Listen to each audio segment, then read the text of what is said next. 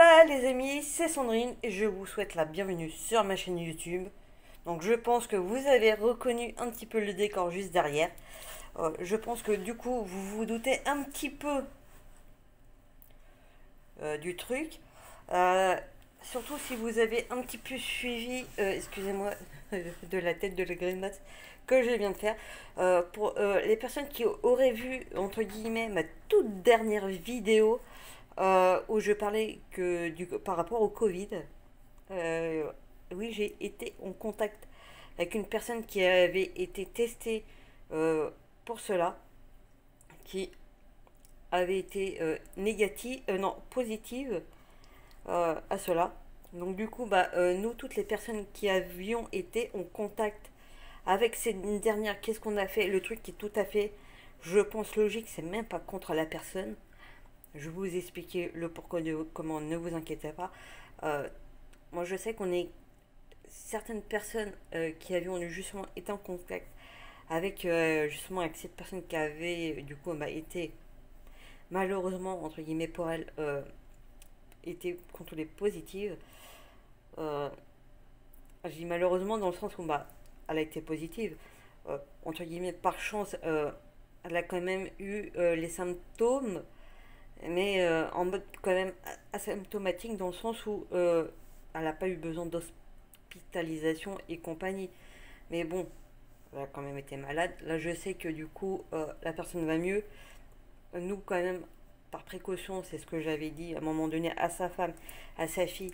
Je lui dis, le truc qui est quand même normal de prévenir au moins les clients qui avons été en contact justement avec lui, c'est déjà de prévenir euh, sans forcément dire que lui-même entre guillemets l'avait, peut-être entre guillemets peut-être par crainte de perdre des clients ou autres, euh, peut-être déjà de prévenir dans le sens où déjà ils auraient été déjà honnêtes déjà dans le sens où on nous aurait prévenu, dans le sens où justement on aurait pu tous déjà se faire tester à ce niveau-là. Après, là où ils auraient pu être honnêtes et chose qui aurait pu être appréciable, c'était de nous dire que lui l'avait. Moi perso, en sachant que lui l'avait, d'une certaine manière, de toute façon, on ne pouvait pas lui en vouloir dans le sens où, certes, lui, cette personne, n'a pas respecté les gestes barrières, mais nous-mêmes, qui avions été en contact, on va dire, direct avec lui, avec cette personne, parce que c'était un homme, non, dans le sens où on ne peut pas nous-mêmes lui en vouloir, c'est dans le sens où on avait quand même accepté en gros de lui faire la bise, de faire des accolades et ce genre de choses. Donc dans ce sens-là, dans le sens où nous on accepte de ne pas respecter les gestes barrières, on ne peut pas lui en vouloir éventuellement de nous avoir transmis euh, la maladie, le virus. Dans ce sens-là, on ne peut pas lui en vouloir. C'est vrai qu'avec les personnes que je connais euh, qui ont été se faire tester par précaution, le truc est totalement normal dans le sens où parmi ces personnes, certaines, sont maman, ont des enfants, donc n'ont pas forcément envie de transmettre éventuellement la maladie à leurs enfants, le truc qui est normal. Donc peut-être pas aussi forcément envie de transmettre le virus éventuellement à leurs proches qui peuvent être fragiles. Euh, dans d'autres, une s'est fait tester dans le sens où elle vit aussi pareil avec ses parents qui sont fragiles parce qu'ils ont quand même un certain âge et qu'elle est jeune, c'est normal.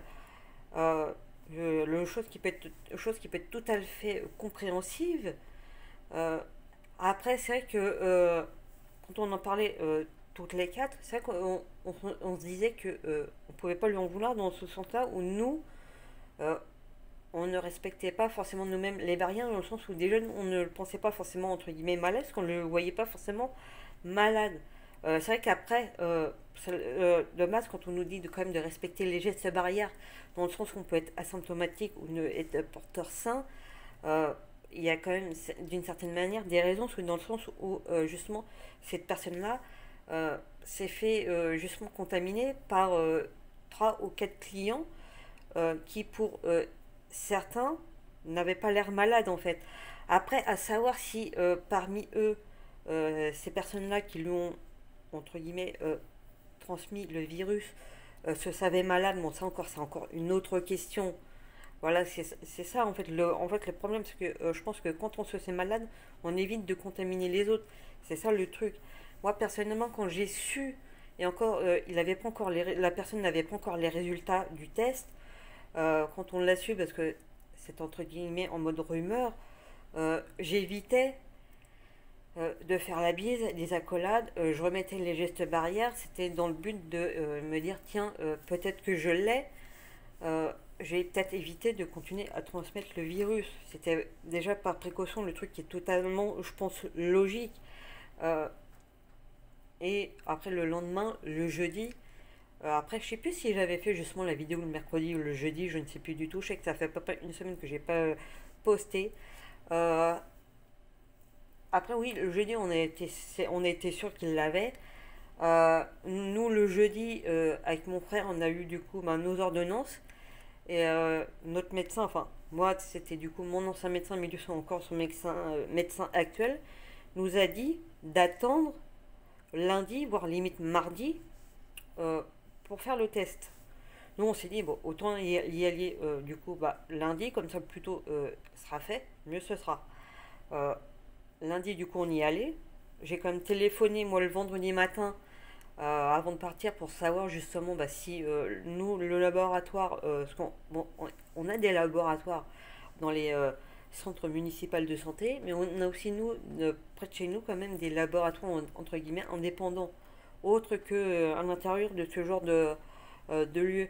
J'avais téléphoné justement là où on a l'habitude de faire nos prises de sang et compagnie, et la personne nous a dit, il n'y a pas besoin de prendre de rendez-vous. On prend à partir de 11h jusqu'à au moins midi, voire limite midi et demi, pas plus. Et je lui dis, d'accord, je viendrai lundi, j'ai l'ordonnance, parce que mon médecin nous a dit d'attendre lundi. Elle m'a dit, ok, pas de problème. Nous, lundi, on arrive avec mon frère, déjà on a attendu, on est arrivé, il était 11h56, voire limite 57. Déjà, il y avait là du monde juste devant. Ça avançait tout doucement, sachant que après, on avait des personnes qui venaient une par une, sachant qu'on a aussi des personnes qui venaient aussi récupérer des résultats de tests ou d'examens. Euh, Ce qui rendait du coup le truc un petit peu plus long. Sachant que les prises de sang chez nous, c'est jusqu'à 10h. Au-delà, ils prennent plus. Euh, Moi, ce que je comprenais pas, euh,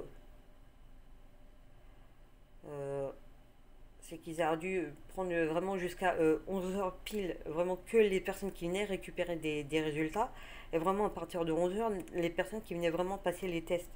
Sauf qu'après, c'était vraiment mélangé, donc du coup, ça rendait le truc long.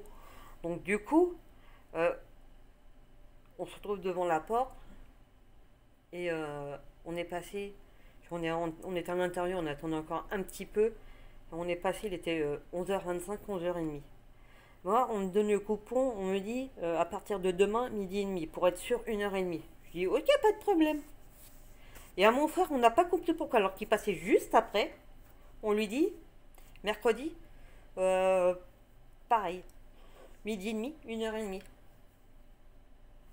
On s'est regardé, je lui dis mais il y a peut-être un petit souci, Et elle me dit ouais, c'est entre 24 et 48 heures. Ouais, mais dans ce cas-là, pourquoi moi c'est 24 et lui c'est 48 heures? Elle n'a pas forcément su me répondre. Je lui dis, moi je regarde mon frère, je lui dis à tous les coups, ça sera plutôt mercredi, limite jeudi matin quand on va voir les résultats. Mais non, vous allez voir mercredi que vous aurez ou plus tard. D'accord, on verra. Donc moi qu'est-ce que je fais? On me dit à partir de 1h30, je peux commencer à appeler, ça devrait être dispo. Moi qu'est-ce que je fais? Le lendemain, 1h30 et encore, j'attends 1h45, j'appelle, je demande si c'est dispo. Juste si c'est dispo, je demande pas si c'est négatif ou positif. On me dit non, c'est pas encore dispo, il faut attendre demain à rappeler dans la matinée. Moi qu'est-ce que je fais? Le lendemain, milieu de matinée, je rappelle, on me dit non, c'est pas encore dispo, ça sera dispo dans la journée. Bon, moi j'ai dit comme ça, mais peut-être sur un ton légèrement agacé. Après, je peux comprendre que ça puisse être un petit peu plus long, mais dans ces cas-là, j'aurais peut-être préféré qu'on me dise directement d'ici 48 heures au moins. pas qu'on me dise qu'on fasse un peu, en gros, pour arrêter. Oui, rappeler le lendemain bah, à partir de temps, alors qu'au final, c'est pas dispo en fait. Je sais pas si vous voyez le truc ou pas, parce que déjà, on est dans le stress de savoir si on l'a ou pas. Mais après, on peut balader d'une certaine manière en fait. Donc, moi, qu'est-ce que je fais? Eh ben, moi, le lendemain, après, dans la matinée, je rappelle en début d'après-midi, je me dis, je vais peut-être attendre plus au 1h30, 1h40, un peu comme la veille.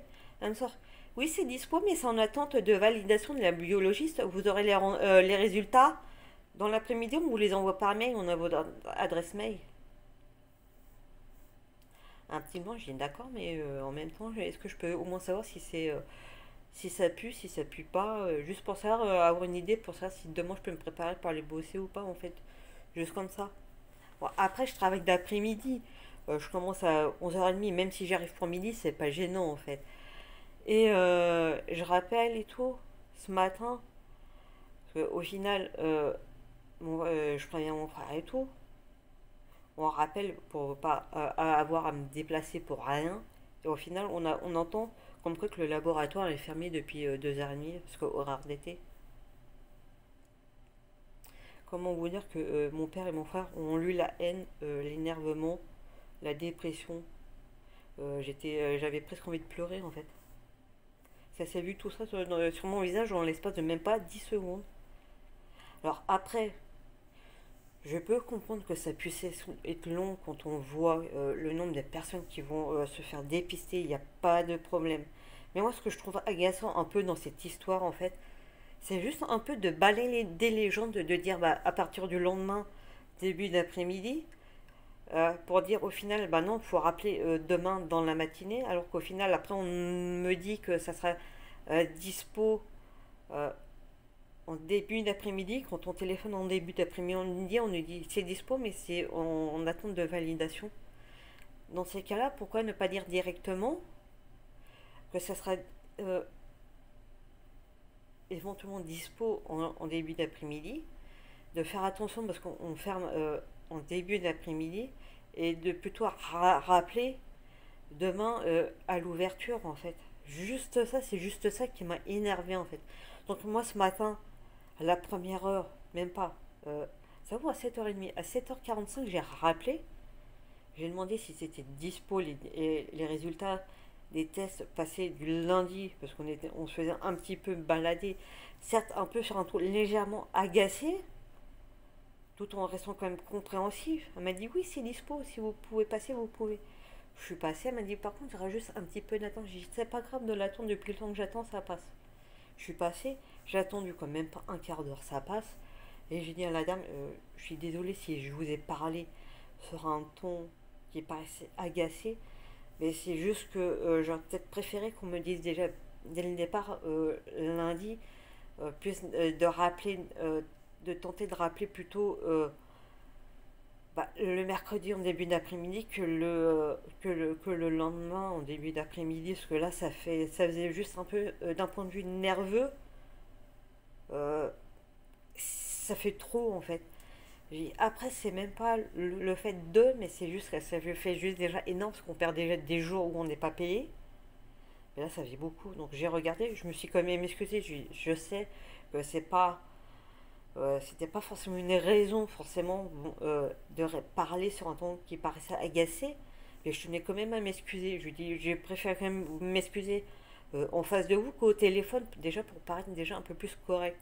Il n'y a pas de souci, je peux comprendre, je suis désolée et tout, patati, patata, bon, on s'est expliqué vite fait. Bon, il y avait un petit peu moins de monde parce que c'était le matin. Elle m'a dit, je suis désolée et tout. Après, il n'y a pas de problème. Bon, je suis partie, je lui souhaitais quand même bon courage. Donc, au final, donc, si vous reconnaissez le casier, c'est que forcément c'est que je suis revenue travailler. C'est négatif pour lui et moi. Euh, mais ça n'empêche que ce n'est pas parce qu'on a été en contact avec quelqu'un de positif qu'on revient à nos tests négatifs qu'il ne faut pas faire attention aux gestes barrières. Parce qu'on a peut-être pu faire attention là. Peut-être que là pour le coup c'était négatif, mais qui sait si à un moment donné on n'est pas dans la période d'incubation ou autre. D'ailleurs, petit rappel, lundi quand on est allé faire nos tests, euh, on s'est entendu dire par la biologiste, par la meuf qui nous faisait le truc, euh, pourquoi vous n'êtes pas venu tout de suite. C'est juste qu'à un moment donné, nous on peut être bête et discipliné, c'est que nous, si le médecin nous dit d'attendre un petit peu, on attend un petit peu, peut-être dans le sens où on est peut-être dans la période tout début de la période d'incubation, que peut-être qu'elle voulait attendre un petit peu à ce niveau-là. Parce qu'on serait peut-être venu trop tôt, il a peut-être pu être négatif aussi. Peut-être que là, justement, il a peut-être pu revenir positif, juste ça. Donc, prenez soin de vous, les amis, et surtout, continuez les gestes barrières. Et à bientôt pour une toute nouvelle vidéo.